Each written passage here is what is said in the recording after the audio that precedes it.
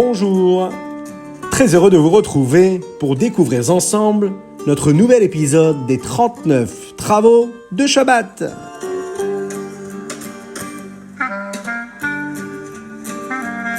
Alors nous avançons dans ces 39 interdits de Shabbat.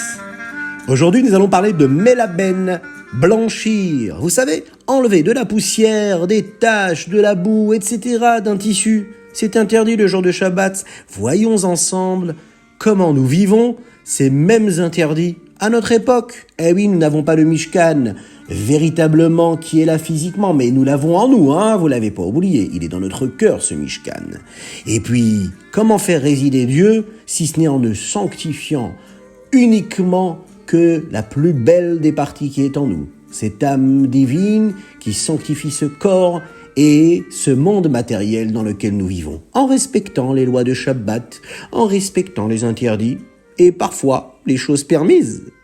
Il y en a, par exemple, vous savez, se laver et puis laver des surfaces en cuir ou en peau avec de l'eau, mais sans frotter, Shabbat c'est permis. Maintenant, frotter du linge avec de l'eau, ça c'est interdit. Mais parfois, on peut aussi enlever de la boue humide avec un couteau, mais attention à condition que la tache ne s'efface pas complètement du vêtement. Ça, ce sera permis. Mais par exemple, mettre du linge à tremper Shabbat, c'est interdit Shabbat. Oui, parce que vous savez, ça peut être compliqué. On peut se retrouver à faire justement un interdit ce jour du Shabbat. Si par exemple on suspend des habits pour les faire sécher Shabbat, c'est interdit parce que les gens vont penser qu'ils ont été lavés pendant Shabbat. Alors là, il faut faire bien attention à cela, vous imaginez un petit peu. Et il y a une autre blacha, celle de menapetz. Menapetz, vous savez, ça nous arrive aussi tous les jours d'utiliser cette melacha. Peigner, démêler des touffes d'un textile brut en fils séparés. Vous allez voir, c'est bien plus simple que cela. Par exemple, ça peut nous arriver de peigner des touffes de laine, ou du lin, ou bien du coton.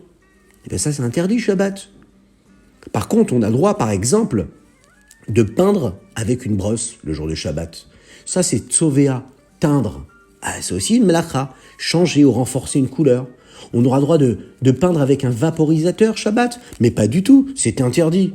Peindre avec une brosse, c'est interdit. On peut ajouter, par exemple, un assaisonnement colorant à un aliment pour lui donner un meilleur goût. Mettre du ketchup dans un plat de pâtes, oui, ça va donner une nouvelle couleur, mais c'est permis, parce que c'est là pour donner un meilleur goût. Changer la couleur d'un tissu en le plongeant dans un colorant chaud, Shabbat, là c'est interdit. Ou bien vous savez, se maquiller le jour de Shabbat, c'est défendu.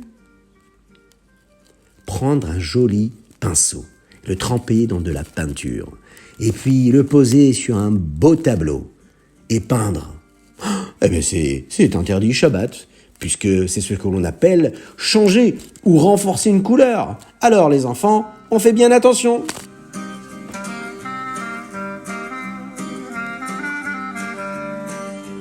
C'est magnifique le jour du Shabbat, il y a tellement de choses à vivre. Il faut faire des efforts pour sanctifier le Shabbat. Respecter également, vous savez, la melacha de tover. Tover, c'est-à-dire filer. Tordre un brin de fibre pour en faire un fil. Et vous allez voir, ces 5 travaux sont accomplis pendant la fabrication d'un tissu. Écoutez bien. Faire tourner, vous savez, le rouet. C'est une machine qu'on utilisait à l'époque qui nous permettait de tordre les fibres et de les transformer en fils. Ça, c'est interdit Shabbat. Tordre un tzitzit qui s'est effiloché, ça peut nous arriver, ça, pour en faire un seul fil. Oui, ça, c'est interdit. Parce que le métier à tisser est une machine employée pour la fabrication d'un tissu.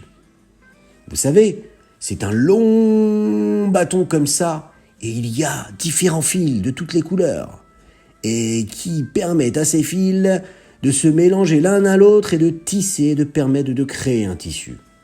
Les fils bleus et rouges sont attachés depuis l'ensemble arrière en passant à travers les anneaux d'hélice, et puis les autres fils, on les passe d'un côté, de l'autre. Et puis il y a une navette qui nous permet de les tisser l'un avec l'autre et de créer ce que l'on appelle un tissage de tissu. Et donc là, tendre les fils d'un cadre dans une seule direction, c'est interdit. Et vous savez, vous vous souvenez, lorsque l'on a parlé des 39 travaux, on a parlé du fait qu'il soit interdit de faire des boucles liens. Eh bien, les boucles liens, c'est faire passer 2 fils à travers les anneaux. Ah, on n'a pas l'habitude de vivre cela tous les jours, hein, mais il y a des dérivés à cela. Parce que vous savez, pour utiliser cette machine, par exemple, on appuie avec le pied sur une pédale. Eh oui, ça c'est interdit Shabbat, parce que cela va causer ce que l'on appelle un travail, une melacha. Parfois, pour tisser, on utilise un napperon. Eh bien, enlevez le napperon. Oui, ça fait partie du métier de tisser. Et donc, c'est interdit Shabbat de le faire. Vous savez, ça correspond à oreg. Oreg, c'est une melacha, tirée sur le fil, puisque ça ajoute ainsi un nouveau rang au tissu. Interdit Shabbat. Oh. Et parfois, vous savez quoi? Il y en a même qui interdisent de tirer un fil de l'extérieur vers l'intérieur. Vous allez me dire, mais ça ne nous arrive pas souvent, nous, de tisser. Eh ben oui, si vous êtes à la maison et que vous avez 2 fils comme ça et que vous vous dites, ah oui, mais j'aimerais bien, moi, tisser un petit peu, prendre 2 fils et les mettre l'un avec l'autre. Est-ce que ça vous arrive? Oui, parfois on se dit, je vais créer, vous savez, avec ces petits fils de Scooby-Doo, je vais créer quelque chose. Je vais créer un nouvel objet, l'attacher un avec l'autre et créer un magnifique hélicoptère en fil de Scooby-Doo-Bidou-Bidou. C'est permis Shabbat, ce sera interdit. Donc il faut faire bien attention. Mais il y a encore autre chose, encore un interdit. Et vous allez me dire, encore des interdits. Mais on l'a dit, les interdits sont là pourquoi? Pour nous rapprocher d'Akadosh Baruch Hu. Encore une fois, faire un nœud, c'est interdit Shabbat. Surtout si c'est un nœud qui est durable. Ah, d'après l'avis du Rambam, là il s'agit aussi d'un nœud d'artisan. Par contre, si c'est un nœud qui peut se défaire, on aura le droit de le faire Shabbat. Prenez un exemple, faire un double nœud à nos chaussures Shabbat, c'est interdit puisque c'est un nœud qui va rester, qui sera durable.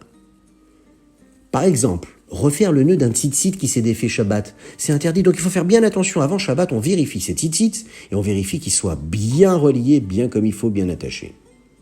Le double nœud, c'est interdit, même pour assembler, par exemple, plusieurs bâtons, plusieurs objets, plusieurs jouets. Parce que on est en train de maintenir cet objet-là et qui ne bougera jamais. Par contre, vous savez, on a le droit de croiser juste une fois les 2 extrémités d'une corde.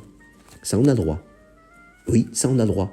De faire un petit nœud sur nos chaussures en rosette, oui, il n'y a pas de problème. Et tout nœud qui ne peut pas être fait Shabbat, eh bien, c'est un nœud qui ne peut être défait. Si je ne peux pas faire le nœud, je n'aurai pas le droit de le défaire. Ça, c'est la mlacha de matir, défaire un nœud durable.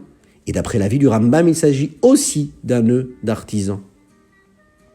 Maintenant, est-ce que j'aurai droit Shabbat de défaire un double nœud qui s'est noué accidentellement? C'est-à-dire que ce n'est pas moi qui ai voulu faire ce double nœud. Eh bien, j'aurai le droit de le défaire Shabbat. Mais attention, hein, il ne faut pas vraiment le vouloir. C'est dans un cas de force majeure. Accidentellement, j'aurai le droit de le défaire. Vous avez déjà vu une roulade? Un beau rôti, hein? Et puis, sur le rôti, il y a souvent ces petits fils blancs, vous savez, qui tiennent la viande. Lorsque vous aidez papa et maman à faire ce qu'il faut dans la cuisine, cela nous arrive d'avoir ces petits fils. On aura le droit, d'après la Torah, de retirer, de couper ces fils-là, parce qu'ils sont là juste pour nous servir. Et donc, Shabbat, ce sera permis. Waouh!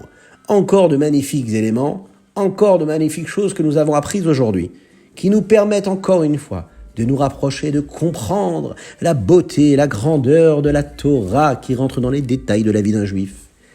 Sur ce, les enfants, je vous souhaite plein de bonnes choses, que Dieu vous bénisse, qu'il vous protège, que l'on puisse se rapprocher de lui et que Dieu nous éclaire et qu'il étende sa grâce sur nous, sur nos proches, qu'il apporte la réfoua chez les mains à tout le peuple juif et qu'il nous envoie le Mashiach très très rapidement.